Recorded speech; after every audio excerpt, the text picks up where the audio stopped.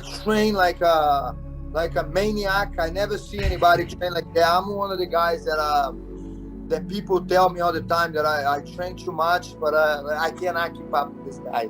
He eat 10,000 calories a day easily, and then he go for like just like out of the nothing. He just get up here and go for 9-10 miles running. But Alex is how is he so big, dude? How the I feel like that would be like me walking around 175. Yeah. And cutting down to 135. The dude just seems How does he do it? obnoxiously I don't get it. huge. I don't know either. He goes from 83 kilograms to 99.3 kilograms. So what is 99.3 kilograms? Is that like 220 something pounds? He walks around he weighs in at 184, and then he weighs in on the fight day at 219. That's crazy. That's I don't so get it. big. He's a heavyweight. Yeah. He's a fucking heavyweight. Yeah. He's a heavyweight. He's like, look, if he had a little bit of fat on him, he's a heavyweight. Alex is a beast, bro. Dude's big as fuck, bro. I mean, I said this in New York back like, it was like January. We did a signing. We both did a signing together. Me, him, Vicente Luque, and Aaron Blanchfield. We all did a signing at the same place in New York. I said that then. I was like, 185. I was like, this dude's big as fuck. This dude's bigger than I am. And I'm like, okay. Did you see the size of the fella? Like, why is nobody mentioning that? Dude's just giant. He's an absolute giant. Did you see what Robert Whittaker said about it? The big fella? He goes, you see the size of this fella? Yeah. I did. He's a freaking giant. Yeah, and he is. He was a double champion in Glory. Mm-hmm. He's a guy that's been training with Glover Teixeira to work on his wrestling. And dude, his hands are massive. Yeah. I could not. He's just a huge dude. He's a period. massive dude. Yeah. You weigh 225 pounds. You're like 10% body fat.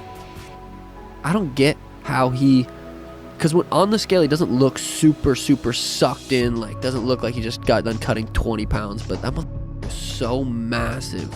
He made Izzy look small, and I've been around Izzy. Izzy's a big guy. My old coach, John Hackham, still my coach, but he used to say all the time, like, deal with the power is the most difficult thing for a fighter to deal with, opponent. Like a George Foreman would carry him to his whole career. Later on in his career was the power, and that's a gift that Alex have. It's nothing to say, we gotta say it's a gift, He training, you can train as much as you want, you're not gonna hit like Alex if you're not a natural puncher. Mm-hmm. That's his most dangerous weapon. That left hook was cultivated and created by Satan himself. Okay, that is a brutal left hook, and that's what should have been taken away. And of course, that's easy for me to say from the outside looking in. Pereira believed, he kept pressuring, and man, that left hook is something else.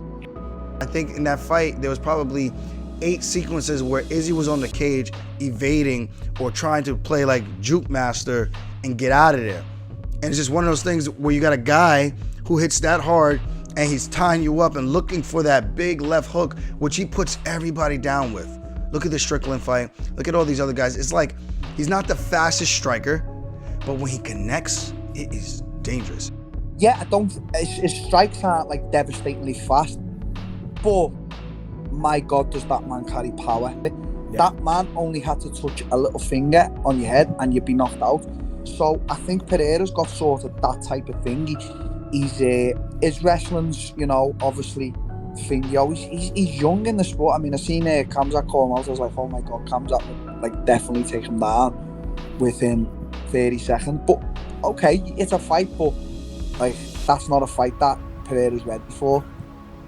And with wrestling, he's going to have issues because he's not a grappler. That's not his forte. And he's getting better at grappling, but that was when Izzy takes you down and Izzy controls you on the ground, and Izzy's that's not his forte either. So, Israel, actually, his ground game, white belt. And the other guy get like brown belt. He was under Israel as well. So I don't understand who was the coach. He said, like, you see that video? He said, you see the wrestling, you see the grappling, defense, submissions. We see nothing from him. He was on the ground, just he like come up and yeah, the guy has power. He punch, he's a striker, a good striker, you know, one of the best guys in the striking. Put on the ground, and after that fight, how he give him that. They say Pereira's got a brown belt in jiu-jitsu. Like, he just got a brown belt in jiu-jitsu. The Glover gave him his brown belt. I don't know what it actually looks like if he thinks he's going to grapple. If he fight somebody, like, you know, like if he did fight with me, if he come up, if he defend submissions, then he gets some belt, he wins the fight, you know. It's different thing. If he fight with the guy Israel never fight on the ground, you know, a striker, and he wins like against him, like with the, I don't know, almost lose the fight, and he gets that belt. I think certain guys are just made to fight other guys. They just match up so well, and Pereira matches up so well against Izzy, just based on the fact that he's got that striking. But imagine Pereira if he was 5'11" or 6 foot. Not happening. And being not happen 6'4". He's just as tall, except even bigger and more powerful than Izzy. It's like, man, that's a lot of problem. And the technique, man. Yeah. He's technical. When he was walking down Izzy, when they were like hand fighting and he was checking these kicks, I'm like, this is dangerous in every way. It's not just dangerous power. He's sneaky. He's really technical and creative when he's hitting people. Yeah, slick. That pressure he was putting on Izzy too, just slow, and forward. He's fighting strange. It's like hands down, straight up. Yeah. You know, and he moves in on you, and it's just like, it's so filled with danger. Yeah. Like every step he moves towards guys, you see this like recognition of this, like, it's a different kind of power. Alex is just like his time, precision, and like the way, the ability to learn the ground is like, because I trained with kickboxers before the transition for, and I trained with jiu-jitsu champion before the transition to MMA. They both have a hard time to learn, you know, all the jiu-jitsu guy have a hard time to learn the striking. But Alex is just fascinating me the way he learned, the way he get it, and he's doing his own moves right now. And he goes on like, hey, look at this. This one I tried to get out. It's like he's showing different moves. They were like, yeah, man, that's cool, and it's amazing. I'm excited to see. This is Israel's rival. You know, this is the guy that headlines across.